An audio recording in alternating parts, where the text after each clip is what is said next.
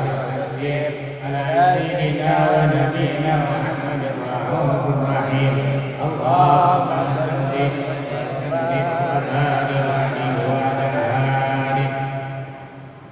اللهم صل وسلم وبارك عليه وعلى آله ومنزل على قلبه هذه الغرض المأذونة وجوهرته ممسونة وكونه قلوه مسيحة ممسيه ببروز مسيحات بقربه نوره الصراط هذا الشراط والعيون بتطبيقة إلى بروج متوسقة إلى الكتاب وتوحد الأمور وكتابة قريش نبقت بفصله العبارة معلنة بكلمات الإشارة وما من عمل عملت في ذلك العام إلا تسبيحا لهذه من بركات وسعادات هذا الإمام.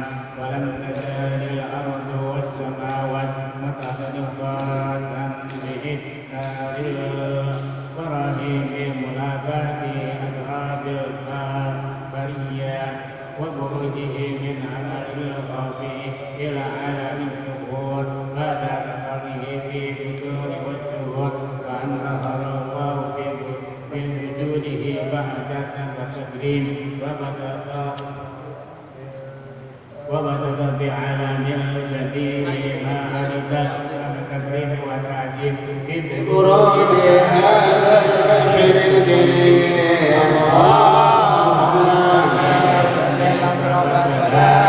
تسليم على سيدنا ونبينا محمد الرؤوف الرحيم.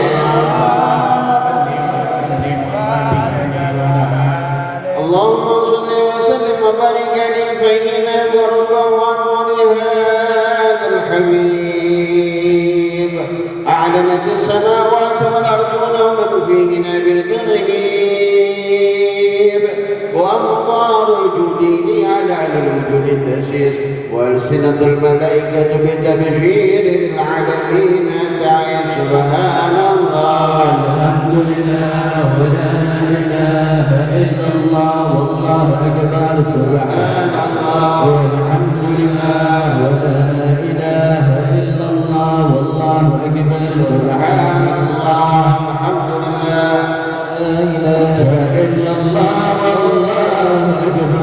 والقدرة كسفت إلى هذا المستور يبرز نور كاملا في عالم الدور نورا فوق كل نور وأنفض الحق الحكم على من أتم الله عليه نعمة من خواص الأمة أي عذر عنه ونعمة لسن جنابه المسعود ومشاركة في هذا السمة الممدود فحضرت بتوفيق لسيدة مريم وسيدة آسيا ومهما من الأمور العين من قسم الله له من الشرف بالقسمة الوافية بعد الوقت الذي رتب الله على حضور وجود هذا المولود فانفلق سب الكمال من النور العمود وبرز الحامد المحمود مذن لله بتعظيمه والسجود صلى الله عليه وسلم صلى الله يا نبي سلام عليك يا رسول سلام عليك يا حبيب سلام عليك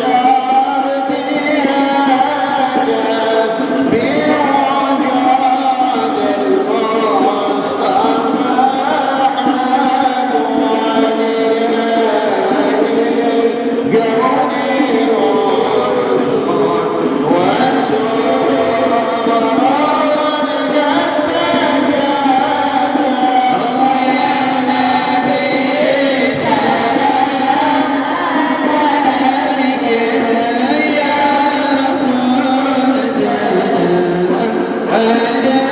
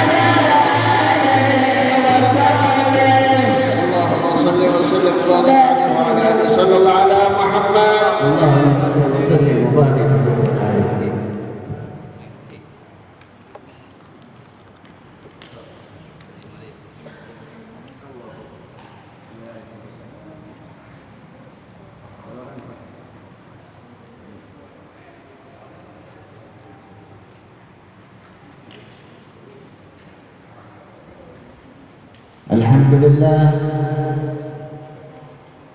wassalatu wassalamu ala Rasulillah wa ala alihi wa sahbihi wa man walah. Wa asyhadu an la ilaha illallah wa asyhadu anna sayyidina Muhammadan abduhu wa rasuluh. Allahumma salli wa sallim ala sayyidina Muhammadin wa ala alihi wa sahbihi wa barik wa sallim ajma'in. Rabbi shrah li sadri wa yassir li amri wa hlul 'uqdatam min lisani yafqahu qawli. Amma ba'd. Alhamdulillah, baru saja kita melaksanakan sebagaimana rutinitas kita, yaitu dengan membaca, berwirid, berzikir kepada Allah Subhanahu wa taala dengan membaca Ratibul Haddad, dan disambung dengan pembacaan salawat Nabi, yaitu Sifat Durar, yang dimana dikarang oleh Habib Ali bin Muhammad bin Husain Al-Habsyi. Mudah-mudahan apapun niat kita, mudah-mudahan apapun hajat kita, mudah-mudahan apapun kemudahan kesulitan di dalam diri kita, dengan sabar kita berzikir kepada Allah Subhanahu wa taala, bita'zim, dengan mengagungkan Allah Subhanahu wa taala, wa bitahrim, insyaallah kita mendapatkan kemuliaan dari Allah Subhanahu wa taala dengan niat-niat kita.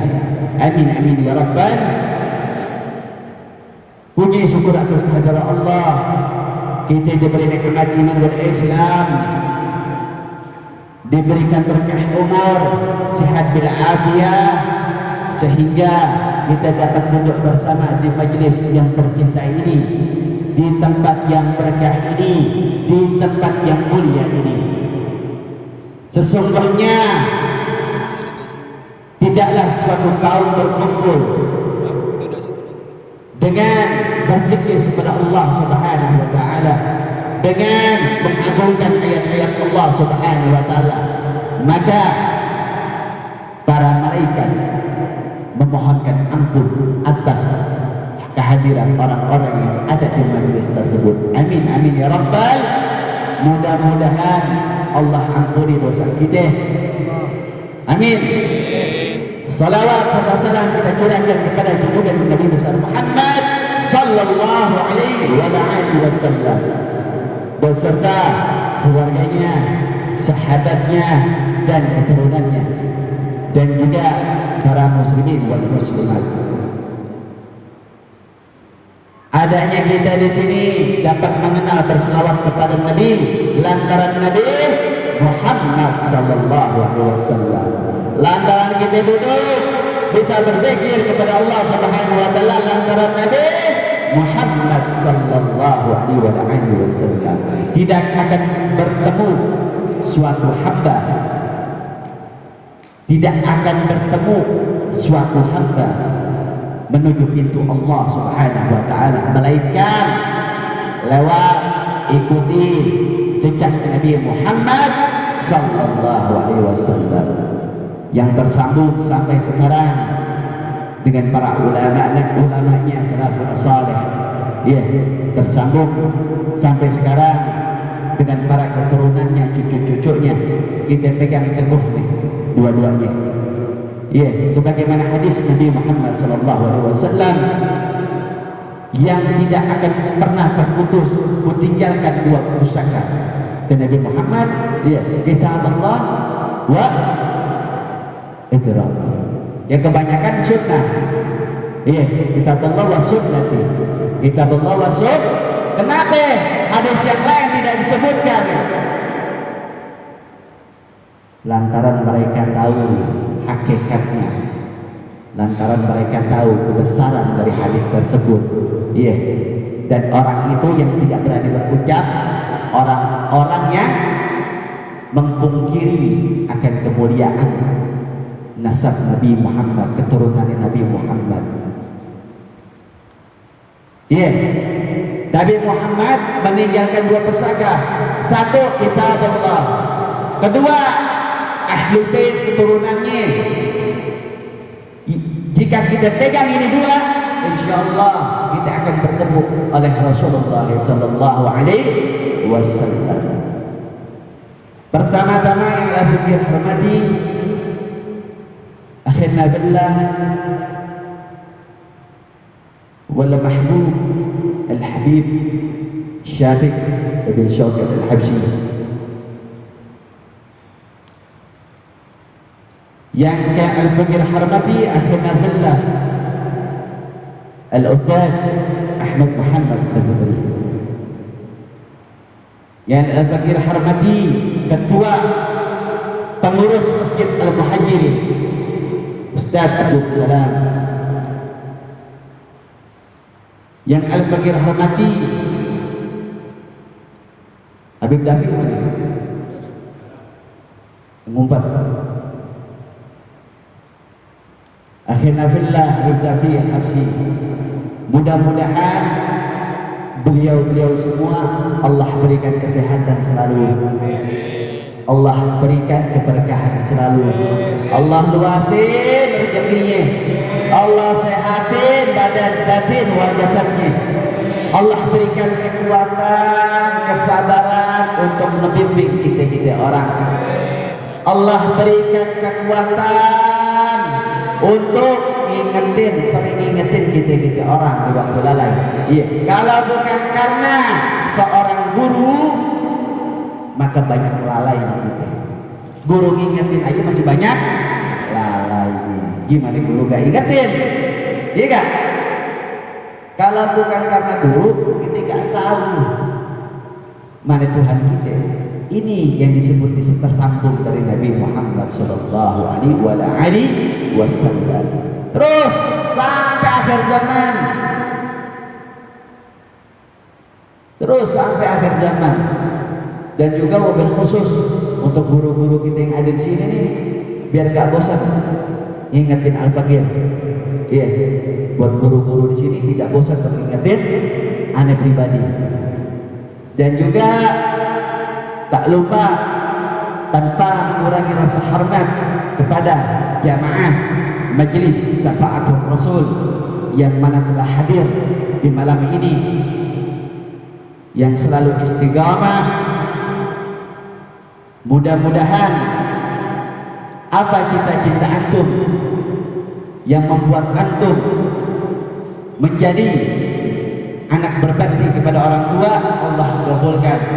Hadirnya ente di sini kalau bukan untuk memuliakan antum punya orang tua, hadirnya antum di sini insyaallah jaminan buat orang tua antum nanti di akhirat. Iya, insyaallah buat jaminan antum, orang tua antum. Iya, karena nanti yang kita akan pernah putus yaitu doanya anak yang saleh wa salehah. Duduk di sini buat apa? Bukan ngumpulin kekayaan, buat dengan orang tua. Itu wajib juga, tapi jangan dipaksakan di luar kemampuan.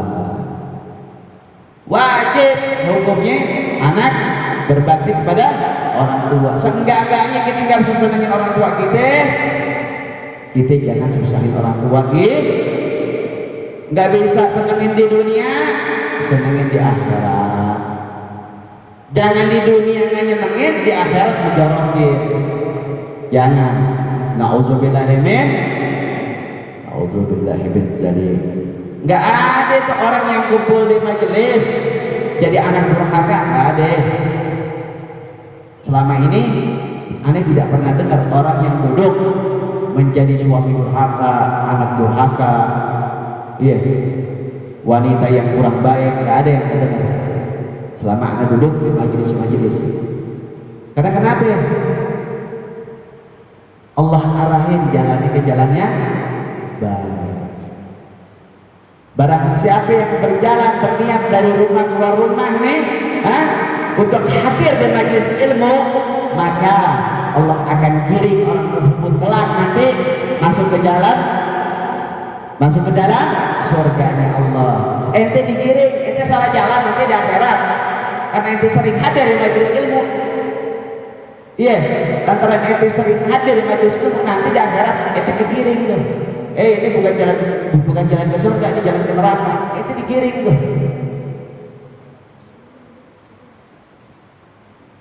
Kalau kita menjalani kewajiban, yang kita tahu kewajiban seorang muslim ini kan sholat, iya, yang wajib.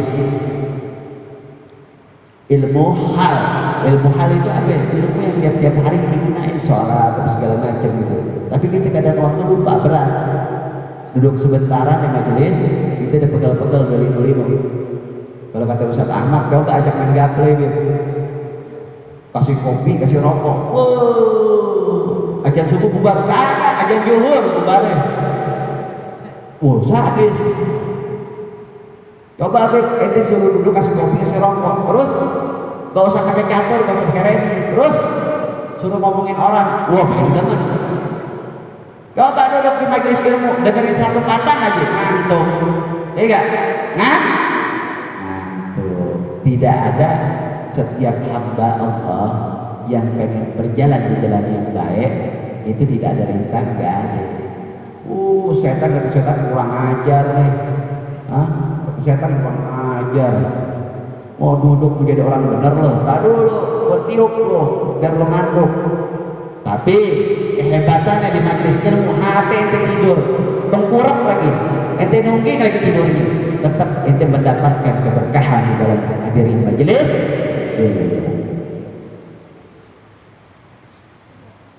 Mudah-mudahan Allah kabulin kita semua hajat semuanya biar kita bisa istiqomah.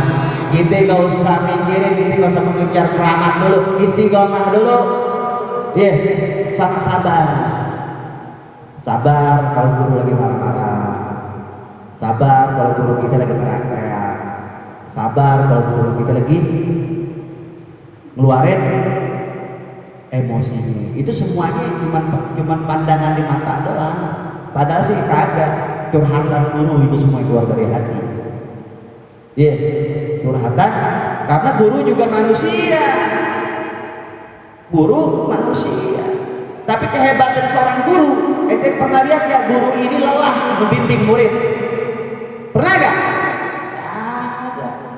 Yang guru lelah nih ngebimbing murid. Hati muridnya ini bajingan. Gak ada lelahnya guru. Karena kenapa? Guru pakai hati. Kalau murid, segelintiran murid pakai otak, bukan pakai hati. Maka itu disebut kalau seorang guru atau seorang murid berada di hati seorang guru, kalau seorang murid namanya terkenang di hati seorang guru, itu masya Allah. Dan sebaliknya, seorang murid mengingat nama taruh di hatinya seorang guru. Sabar dalam menuntut ilmu, sabar. Kalau pengen sehat, asih pahit. Ente ke dokter berobat, minum obat, pahit manis. Pahit manis. Pahit. Tapi kalau disampai perut manis. Itu namanya kebaikan, kesehatan. Benar gak?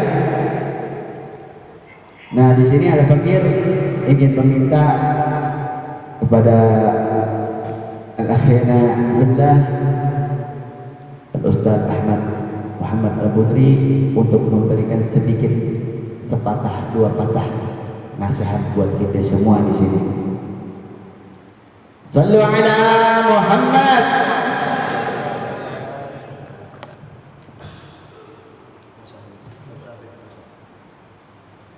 Assalamualaikum warahmatullahi wabarakatuh. Alhamdulillah. Alhamdulillahilladzi ja'alana biharakatil barakah.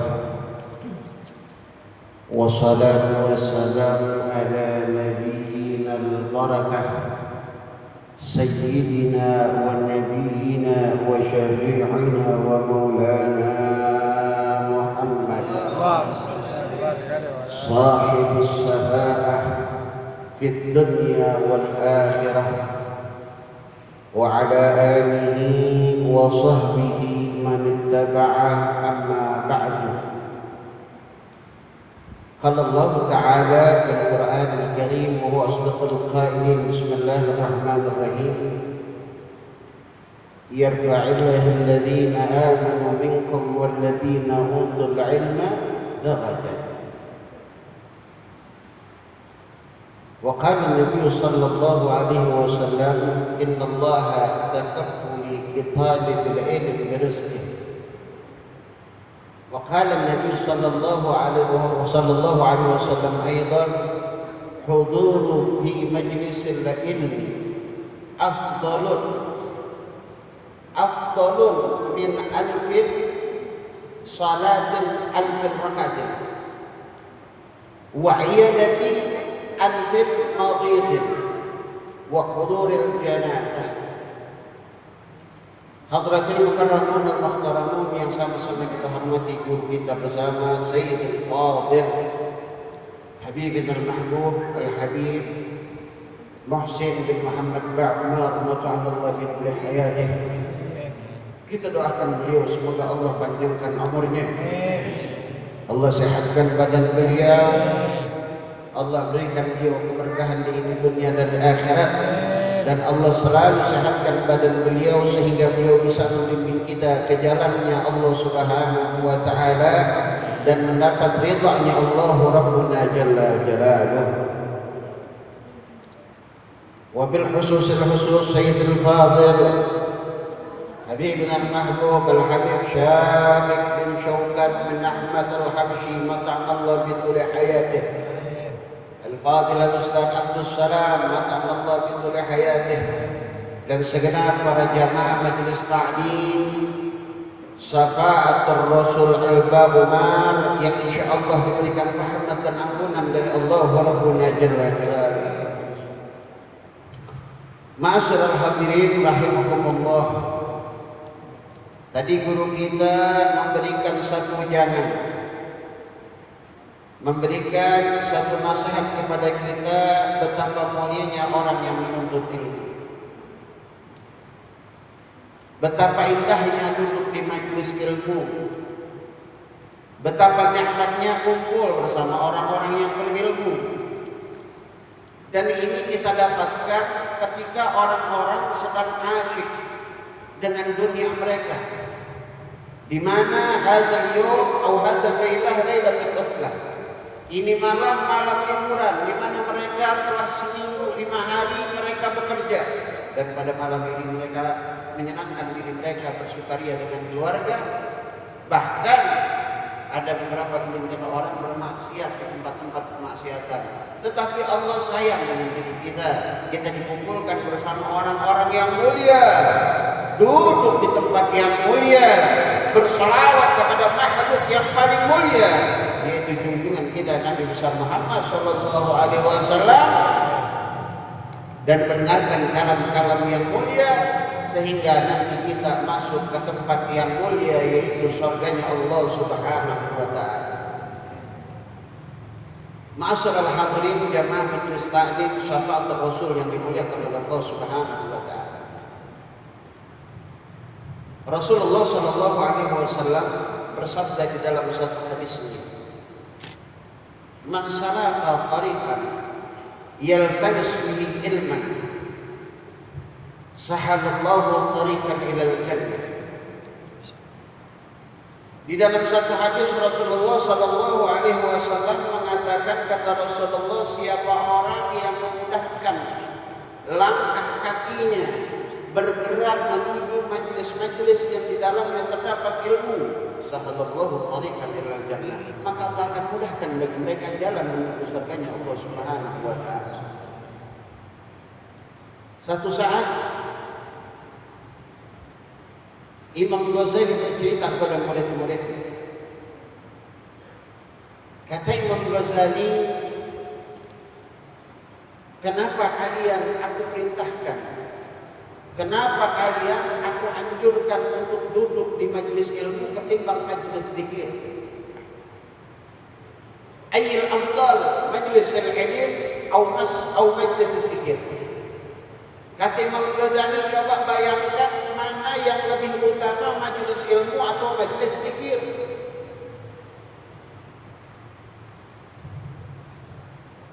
Sebagian murid-murid beliau mengatakan apa? Afdalu min majelis zikir. Wahai imam, lebih afdal majelis zikir. Limada? Kenapa? Fa inna fi majelis zikir dzakarallah. Sesungguhnya di majelis zikir kita mengingat Allah.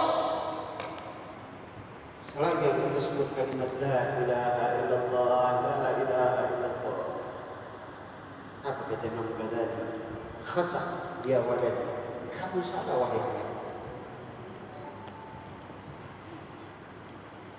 Kaifa anta ta'rif Allah, kaifa anta tudzakkir Allah, bagaimana engkau bisa mengenal Allah, bagaimana engkau bisa berzikir kepada Allah ketika kamu tidak mempunyai ilmu untuk berzikir, ketika kamu tidak mengenal siapa yang kau sebut di dalam zikir tersebut. Ini mulai terjadi. Ini mulai terjadi. Kata Imam Ghazali, bagaimana engkau bisa mengenal Allah? Bagaimana engkau bisa berzikir kepada Allah dengan baik tatkala engkau tidak mempunyai ilmu? Sebab nanti kata Imam Ghazali di akhir zaman banyak orang sholat, banyak orang puasa, banyak orang ahli zikir, banyak orang ahli sholat malam, tetapi sholat malam mereka tidak bermanfaat untuk mereka, puasa mereka tidak bermanfaat untuk mereka, sedekah mereka tidak bermanfaat untuk mereka di yaumul qiyamah. Hum minal muflis, kata Imam Ghazali, mereka ialah orang-orang yang bangkrut. Para murid-murid beliau bertanya, limadha humul muflis ya Imam? Kenapa mereka termasuk orang yang rugi, orang-orang yang bangkrut ya Imam? Fa inna salatahu bighairi ilm, fa inna salatahu bighairi ilm, fa inna shawmahu bighairi ilm, fa inna dhikruhu ghaira ilm. Karena ingat, puasa mereka tidak dengan ilmu, salat mereka tidak dengan ilmu, sedekah mereka tidak dengan ilmu, dan berzikir mereka tidak dengan ilmu. Oleh karena itu beruntung orang-orang yang duduk di majelis ilmu. Sedangkan orang yang sibuk mencari uang, mencari jabatan, mencari kehebatan dunia banyak. Satu cerita. Di satu zaman ada seseorang yang bernama Al-Imamul Baydawi. Ada yang mengatakan Imam Baydawi ini berasal dari negeri Maroko, Perancis. Ada yang mengatakan Imam Baydawi ini dari Mesir. Ada yang mengatakan lagi Imam Baydawi ini dari satu negeri, yaitu di daerah Irak. Tetapi banyak ulama yang mengatakan bahwa Imam Baydawi ini asalnya dari Mesir. Baydawi ini satu tempat, satu daerah, satu kampung, yang mana di kampung tersebut rumah semuanya warnanya putih, maka disebut Bayda. Bayda itu dari kata bayat, bayat itu putih. Jadi kampung itu rumahnya putih, nggak ada yang hijau, biru, merah, nggak ada. Makanya orang yang tinggal di negeri Bayda dapat marga Al-Baydawi. Ada ulama yang mengatakan asalnya dari Maroko. Yang terkenal sekarang, kalau orang Prancis bilang itu negeri namanya, itu kampung namanya Casablanca. Casablanca itu sama Baydawi sama artinya. Cuman karena orang Prancis nggak bisa nyebut Baydawi, bisa nyebut Casablanca. Ya bukan di Perancis punya, di Jakarta juga punya Casablanca sebelah Kuningan. Cuman warnanya merah kuning hijau di situ, nggak sesuai. Nah, Imam Baydawi ini bukan orang bodoh. Beliau ini pengarang tafsir, ma'alim tanzil, fi muhkamatit ta'wil. Beliau pengarang tafsir, satu tafsir Al-Quran yang paling hebat di negeri ini. Tafsir Jalalain di bawah itu tafsir, tafsir Baghawi di bawah itu tafsir, tafsir Sawi dan tafsir Ibnu Katsir di bawah itu semua. Yang paling bagus tafsir yaitu tafsir Ma'alim Tanzil, karangan Imam Baydawi. Ini Imam Baidawi bukan sembarangan orang. Beliau karang itu kitab tafsir, ya puluhan tahun. Tapi apa yang terjadi? Puluhan tahun beliau belajar, puluhan tahun beliau mengajar, puluhan tahun beliau mengarang kitab, tetap hidupnya miskin. Rumah kontrak. Tapi memang sudah gadar Allah. Dikatakan di dalam satu syair, innal alim buyutan bil qirra. Sesungguhnya orang-orang alim rata-rata itu rumahnya ngontrak. Wa kam min jahilin alaihi dunya wa bisarra, dan berapa banyak orang-orang jahil dunianya menterai, hartanya sabrak-abrak banyak. Tapi orang alim rumahnya ngontrak. Nah, Imam Baidawi ini rumahnya ngontrak. Sampai suatu saat Imam Baidawi berkata kepada istrinya, wahai istriku, apakah engkau kuat hidup dalam keadaan seperti ini? Punya laki namanya doang imam, namanya doang qadhi, namanya orang hebat, orang alim, tapi hidupnya susah. Muridnya yang datang pada bawa mobil, muridnya yang datang pada bawa macam-macam, bininya pada pakai gelang yang cakep-cakep, kenapa ente ada? Dan ini bukan terjadi pada Imam Baidawi saja, tetapi ini terjadi pada Imam Romli.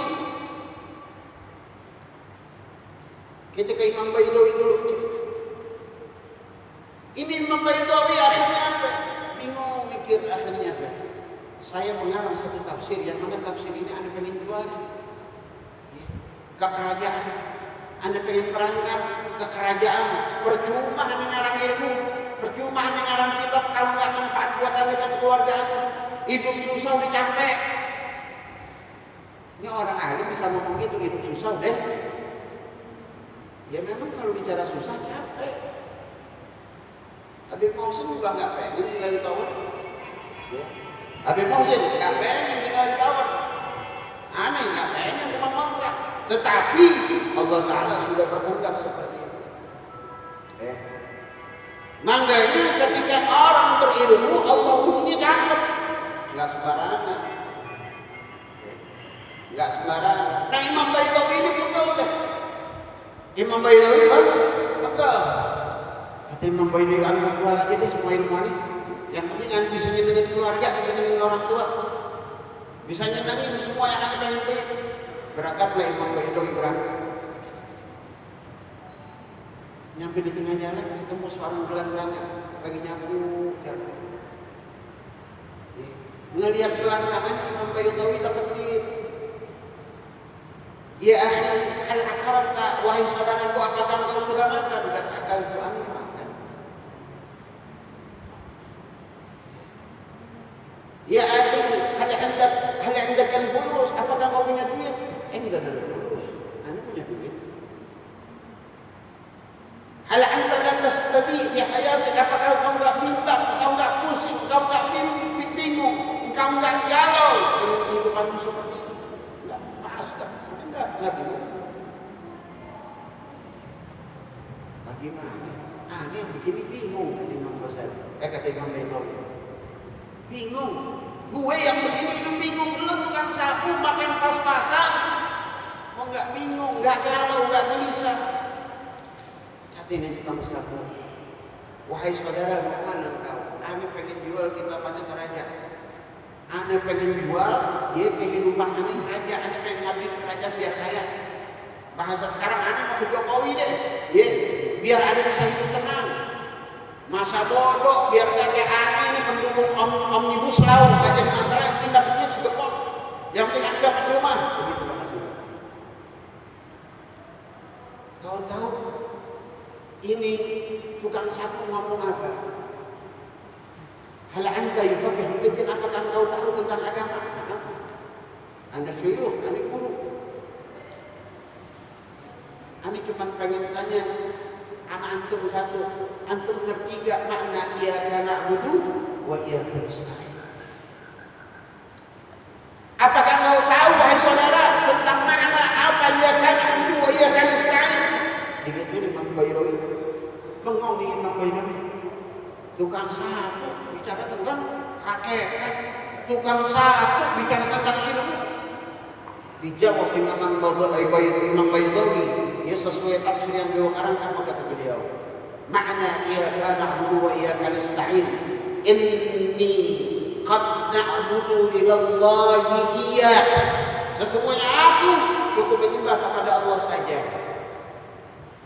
Wa ana asta'inu ilaih, dan aku memohon pertolongan cukup kepada Allah. Kata ini tukang sapu, saudara, ente tahu masalah agama, tetapi mulut ente sama perbuatan ente beda. Satu sisi engkau beribadah kepada Allah dan menyerahkan segala urusan kepada Allah, tetapi ini hanya tegak kuat karena urusan ente sama raja. May yata'allaq bilal muluk fa idza taba'tal muluk faqad tabak. Siapa orang yang bergantung kepada seorang raja, ketika raja itu jatuh, dia jatuh. May yata'allaq bilal ghina, siapa orang yang bergantung kepada orang kaya, fa yadhurul miskin faqad miskin. Siapa orang yang bergantung sama orang kaya, ketika orang kaya itu miskin, dia ikut miskin. Wa may yata'allaq ila Allah Ta'ala, kata nikah sapu. Tapi siapa orang yang bergantung kepada Allah Ta'ala, fa innallaha ghaniyun, fa innallaha karimun, fa innallaha rahimun. Ingat, kalau itu bergantung sama Allah Ta'ala, Allah Ta'ala maha kaya, Allah Ta'ala maha hebat, Allah Ta'ala maha mulia. Imam Baydawi ngomong, gue imam diajarin tukang sapu. Saat terakhir ini imam pulang ke rumah. Nyampe di rumah Imam Baydawi jualan, ikhtiar berjualan. Beliau jual madu al-asal, jual madu. Ya emang jualan begitu, kalau Habib, kalau Kiai, kalau saya jualan madu, kain, wangi, tasbih. Begitu. Biarin untungnya dikit, berkahnya banyak. Ya Ani, kalau jualan, dia nggak mikirin untung. Kenapa? Untung Allah yang kasih. Ani beli madu dua galon, gitu. Dia segalon dibagi-bagi, segalon lagi Ani jual. Sampai hari mana kan ngomong, apa mah nggak pantas jualan? Kenapa? Banyak yang dibagiin dan dijualin. Nabi Harun nggak tahu hakikat kita jualan. Yang kita kasih siapa? Hamba Allah. Kalau kita ngasih seorang pembantu yang ngambil barang, yang bayar siapa? Majikan. Betul kan? Yang bayar majikan. Ente jalan sama orang kaya, ente makan di warung sate. Ya, ente makan di warung sate, yang bayar ente orang kaya tadi. Ini kita kasihnya hamba-hamba Allah. Tapi Allah yang bayar. Ideal mana bayaran Allah atau bayaran manusia? Bayaran Allah. Akhirnya Imam Baydawi balik ke rumahnya. Beliau jualan madu kecil-kecilan sampai berangsur-angsur hatta asrata sana, sampai 10 tahun tahu-tahu melejit, Masya Allah. Imam Baydawi menjadi orang kaya di negeri Baydawi. Kenapa? Allah angkat derajatnya. Jadi kalau orang berilmu, bukan beliau nggak ada yang harta. Orang berilmu bukan nggak beli rumah. Orang berilmu sayang dengan yang diajarkannya. Orang berilmu sayang sama yang diajarin. Satu cerita, Imam Romli, seorang imam, seorang hakim, seorang mufti di satu daerah. Satu saat Imam Romli kondangan sama bininya. Imam Romli kondangan sama bini. Nyampe ke depan tempat kondangan, dilihat imam-imam lain bininya nih tangannya kuning. Ya, pakai anting, pakai gelang, pakai segala macam. Wallah, ini bininya Imam Romli teriak. Bininya Imam Romli kembetut aja ngelihat bini imam-imam yang lain pada pakai emas. Cuman bininya Imam Romli udah apa adanya, nggak pakai emas. Biasa perempuan di kondangan menjadi perhatian, di kondangan menjadi perbandingan. Nyampe ke rumah, perempuan cemberut aja. Ini bininya Imam Romli cemberut aja. Kata Imam Romli, Wahai istriku tercinta, kenapa sih muka engkau itu tidak seperti biasanya cerah? Ini hari wajahmu terlihat sumpah. Kenapa? Ya bagaimana kagak sumpah? Ya. Abah lihat gak tadi waktu kondangan? Semua bini-bini imam yang lain, istri-istri imam yang lain, tangannya, cincinnya, gelangnya, semua pada pakai emas. Umi doang berangkat nih begini-gini doang. Wala emas, wala kawat. Imam Ramli cuma begini ya. Terus Umi maunya apa? Ya kan biar bagaimana Umi perempuan. Malu kalau andai kata kondangan polosan doang. Minim-minim pengen pakai cincin, minim-minim pengen pakai gelang, kayak ini orang-orang. Kata Imam Romli, yaudah, kalau andai kata ini pengen kayak begitu, ntar malam ini bangun. Abah ini biasa bangun jam 2, ini bangun jam 1 timbain air buat agak sholat malam. Buat agak sholat. Zaman dulu masih pakai timba, nggak pakai mesin, pakai timba kerek. Akhirnya benar, jam 1 istrinya Imam Romli bangun. Beliau bangun, beliau nimba. Di timbangan pertama kok berat benar, beliau tarik terus. Toto diangkat ember di sini bukan air, tapi emas batangan. Penasaran, ditimbang lagi, naikin lagi, tutup emas batangan lagi. Sampai hasil cerita dapat 2 karung. Emas batangan dapat 2. Gemeteran nih bininya. Dibangunin Imam Romli. Abi, abah, bangun mbak. Bangun mbak. Bangun Imam Romli. Alhamdulillahilladzi ahyana ba'da ma amatana wa ilaihi nusyur. Duduk Imam Romli itu. Diam Imam Romli. Ya sunnahnya begitu. Kalau bangun tidur jangan langsung bangun, duduk dulu. Duduk, baca alhamdulillahilladzi ahyana ba'da ma amatana wa ilaihi nusyur. Baca yang lainnya doa. Ya, lalu minum, kumur air buang begini. Ya. Kalau andai kata tempat tidur zaman sekarang kan nggak kayak dulu bawahnya tanah. Ya. Lari ke jendela buang begini. Ya. Sunnahnya begitu. Bangun Imam Romli. Wahai istriku, ada apakah gerakan yang dibangunin aku? Apakah air yang ini sudah timba udah? Begini. Ya, gugup nih bini. Ngelihat emas 2 karung. Begini. Sesungguhnya aku udah nimba, wahai imam. Wahai suamiku, aku sudah nimba itu. Sebagaimana aku nimba. Tetapi betapa kagetnya aku, wahai imam. Ya, yang aku timba, aku tidak dapatkan air. Tetapi aku dapatkan emas batangan. Sampai kutimba berkali-kali. Sehingga emas tersebut aku kumpulkan ada 2 karung. Imam Romli ketawa. Kata Imam Romli, coba lihat.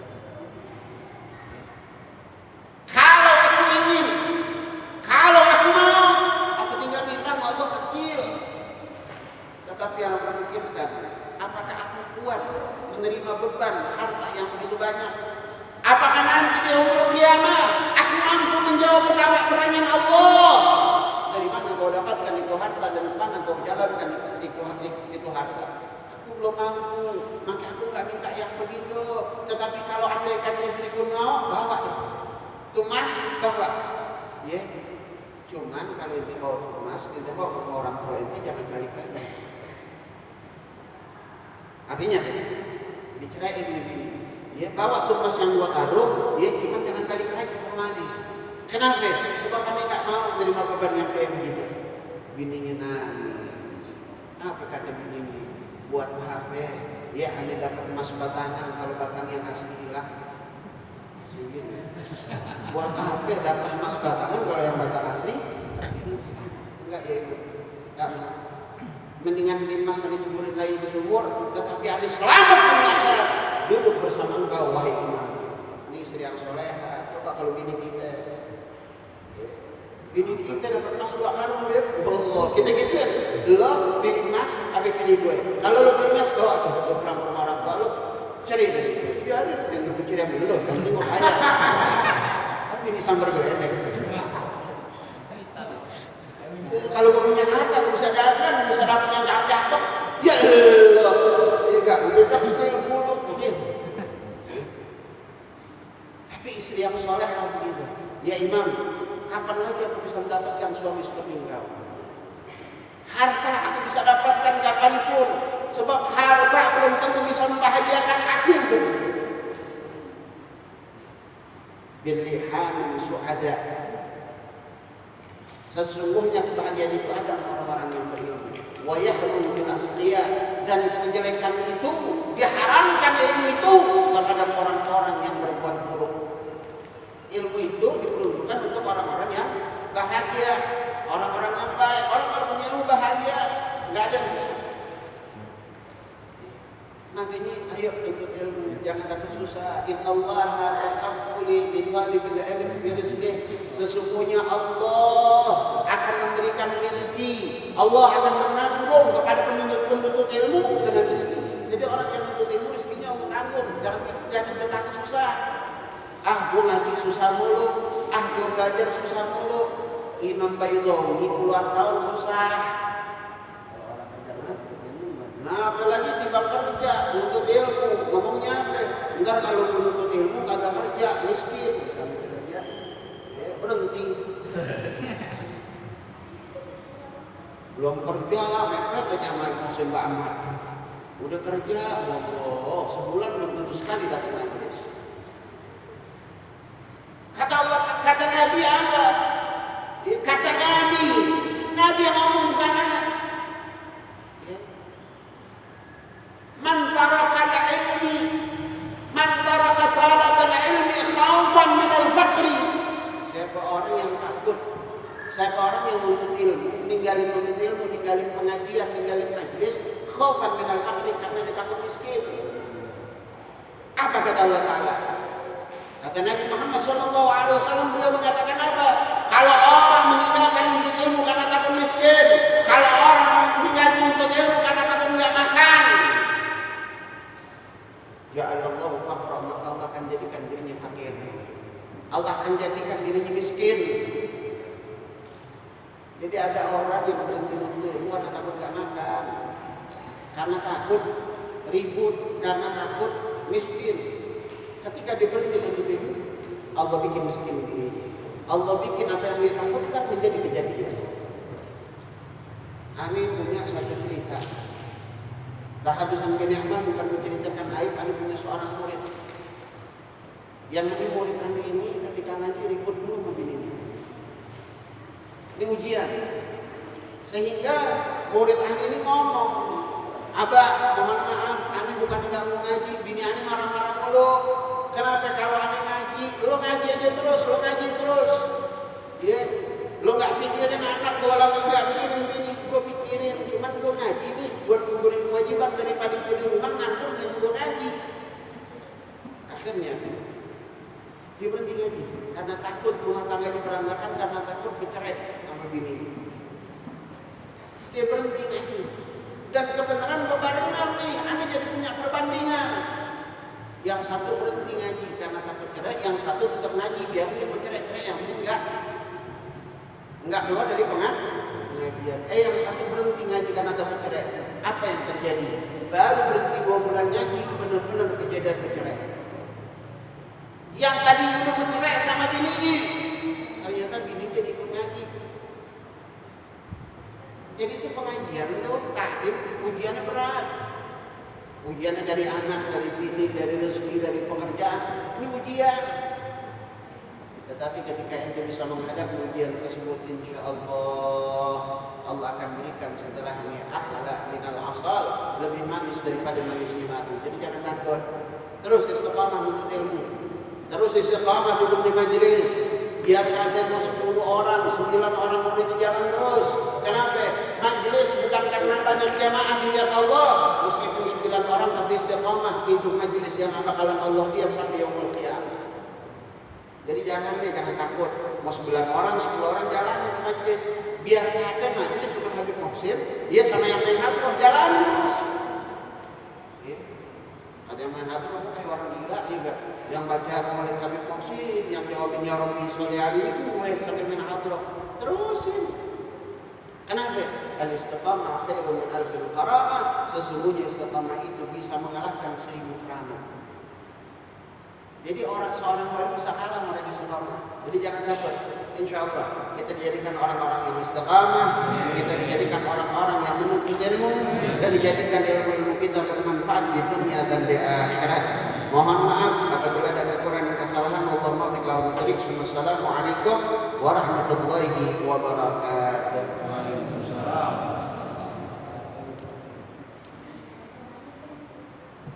Alhamdulillah, jazakallah khair wa khairan jazaa untuk nasihat yang diberikan oleh Ustaz Ahmad Al-Budri untuk kita semua. Ya, semoga ikhwan wal akhwat dapat mengambil manfaat dari apa yang disampaikan oleh Ustaz Ahmad Al-Budri. Mudah-mudahan yang beliau keluarkan dari lisannya dapat kita amalin semuanya. Amin amin ya rabbal alamin. Mudah-mudahan Allah ampuni segala dosa-dosa kita, Allah kabulkan segala hajat-hajat kita, sehingga kita keluar di sini, keluarnya kita di sini sampai rumah, keluarnya kita dari majlis ini sampai rumah Allah jaga, Allah jaga, Allah kabulkan keinginan dan niat-niat kita. Amin. Dan mobil khusus istiqamah. Ya, jangan pernah letih, jangan pernah lelah, jangan pernah lesu dalam menuntut ilmu. Karena suatu saat nanti antum-antum semua yang akan memetik dari hasil apa yang antum tanam saat ini. Tidak antum yang merasakan, anak antum, tidak anak kita yang ngerasain, istri kita. Bagi yang masih bujangan, tidak dirinya yang merasakan nikmatnya, insya Allah bermanfaat nanti buat orang tuanya. Iya, tidak ada kata sia-sia. Duduk, hadir dalam majelis ilmu maupun majelis zikir. Dan yang terpenting, apa yang kita dapatkan sedikit seenggak-enggaknya kita amalin. Ya, kita amalin. Jangan disia-siain ilmu yang bermanfaat yang kita dapat. Ya Rabbana tarafna bi'annana tarafna wa annana ishrabna ala lana ashrabna fadhum alayna tawbah tagsil kulli hawa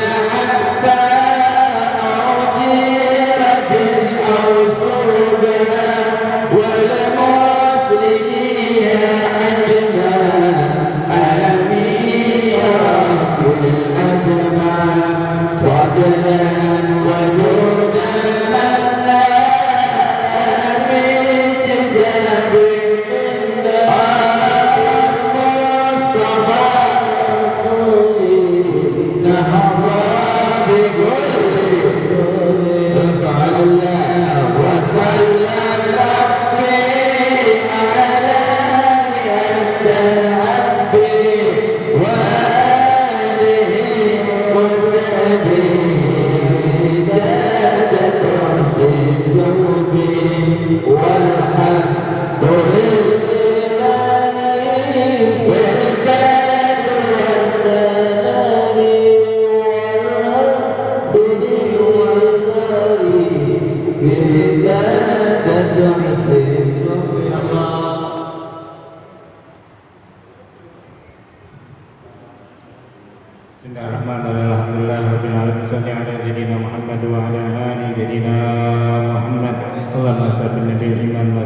الإسلام وسلم التوحيد وزن المعرفة طيبة من الدنيا دار الآخرة الفاتحة بشر الفاتحة بالفاتحة بكرمة الفاتحة افتح لنا بالخير واختم لنا بالخير جناحنا أحسن من الخير يا بارك الهم يا كاشف الغم يا من يغفر ويرحم وإلى دعوانا الحمد لله رب العالمين.